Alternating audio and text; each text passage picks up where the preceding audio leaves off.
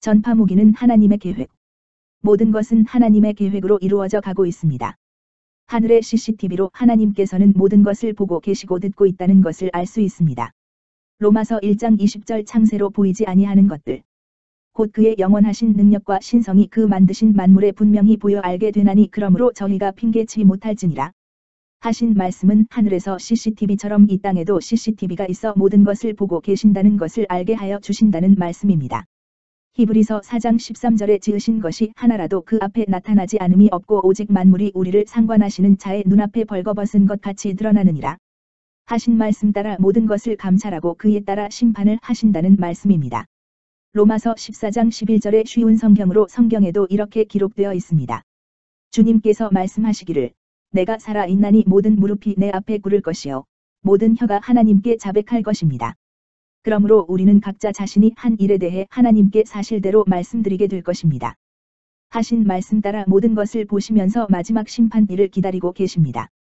요한계시록 22장 11절에 불의를 하는 자는 그대로 불의를 하고 더러운 자는 그대로 더럽고 의로운 자는 그대로 의를 행하고 거룩한 자는 그대로 거룩되게 하라. 보라 내가 속히 오리니 내가 줄 상이 내게 있어 각 사람에게 그의 일한 대로 갚아주리라 하셨습니다.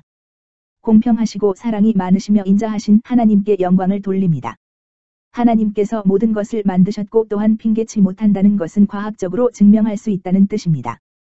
주파수는 빛의 파장으로 빛은 하나님이십니다. 모든 통신수단은 주파수로 보고 듣고 있으므로 빛의 파장이 없으면 인공위성을 통신을 접촉할 수 없다는 것과 지금까지의 과학 발전은 이룰 수 없었습니다. 주파수는 발명한 것이 아닌 발견으로 태양에 나오는 빛이 지구와 공명해서 주파수가 만들어지고 있으며 이걸 지구 공명이라고 합니다. 지구는 태양을 주위로 원모양으로 도는 것을 공명 자기 자신이 360도로 도는 것을 자전. 그래서 자전은 하루 공전은 1년으로 계산합니다. 또한 돌아가는 속도는 시속으로 1600km로 돌아가는데 시속은 1시간을 말하며 1600km는 100m를 10개로 하면 1km 그걸 1600개가 있다는 것으로 그 거리를 1시간에 도달하는 것을 의미합니다. 한 해로 시속 100km 시속 80km로 하면 2해가 편할 겁니다. 말도 안 되는 속도로 지구가 자전과 공전을 하며 지구는 태양으로 주위로 돌고 지구 주위에는 달과 무수한 별이 우리 은하로 질서 있게 돌고 있습니다. 이걸 중력이라고 부르죠. 왜 지구는 평평하다며 믿고 있는 사람은 지구는 공 모양의 주위에 떠있고 자전과 공전을 하는데 우리가 느낄 수 없는 것은 말도 안 된다며 중력은 없다 즉 지구는 평평하다고 주장하는데 그러면 중력은 전자력으로 번개가 생길 수 없고 바람과 태풍과 사계절이 있을 수 없습니다. 그럼 어떻게 우리는 아무것도 느끼지 못하는 걸까? 그 이유는 힘의 평행입니다. 한 해로 사람이 가만히 있고 주위에 돌면 어지럽고 알아볼 수 없지만 같은 속도로 돌면 그것이 정지된 것으로 착각에 빠집니다. 쉽게 설명하자면 2차 세계대전의 비행사가 하늘을 날고 있는데 자신 옆에 총알이 멈춰 있는 것을 보고 신기해서 총알을 손으로 잡았다는 한 일화가 있죠. 즉 지구자기장과 인체자기장은 비슷한 것이 아닌 동일하다는 것을 과학자들이 증명했으며 즉 우리 뇌파는 지구 파장과 완전히 같다는 것을 알 수 있습니다. 우리는 몸이 원자로 만들어져 있는데 그걸 DNA라고 부르며 파장이 만들어져 뇌파와 동일하게 움직이고 있는데 그 뇌파가 지구와 완전히 공명하고 있다는 의미입니다. 그래서 텔레파시가 가능하고 텔레파시는 인체의 파장을 맞춰 통신이 가능하다는 의미로 다른 의미로 텔레비전, 텔레폰 즉 핸드폰을 의미해서 전파로 소리가 전달 가능하는 것을 의미합니다. 텔레비전은 영상을 텔레폰은 음성으로 모든 정보는 우주에 펴진다는 것을 마이크로파로 알 수 있습니다. 우주는 마이크로파로 배경 복사를 했으며 핸드폰도 마이크로파 통신이 가능하며 전파무기도 마이크로파로 우리 몸과 동조해서 연결해서 사용하고 있습니다. 단지 알려주기 위해서 전파무기를 사용한 것이 아닌 온 세상에 시험하시는 다는 의미입니다.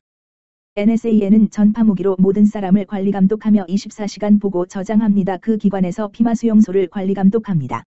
즉 수용소에 갈 사람과 가지 않을 사람을 전 세계 모든 사람에게 점수를 매기고 있으며 그걸 빅브라더라고 부릅니다.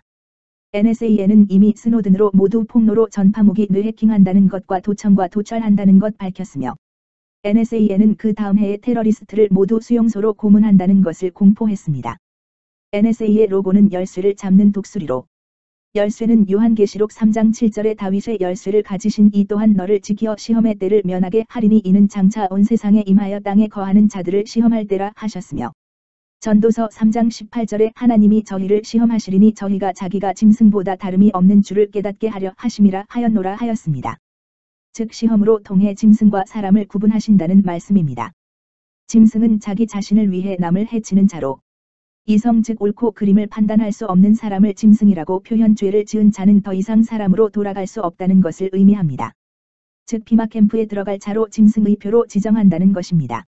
우리나라에는 문재인이 2018년 8월 달에 빅브라더를 통과시켰으며 또한 증오범죄법을 통과했습니다. 이 법안은 빅브라더로 점수를 매긴다는 것과 증오범죄법을 다른 말로 하면 노아법으로 하나님을 믿지 않는 자는 모두 사형한다는 법안이 완전히 통과됐습니다. 즉 우리나라는 국방수권법으로 모든 것을 국가안보국인 NSA에 관리 감독할 수 있게 법까지 통과시켰으며 미국이 마음만 먹어서 계엄령을 내려도 우리나라는 그 어떤 사람도 막을 수 없습니다.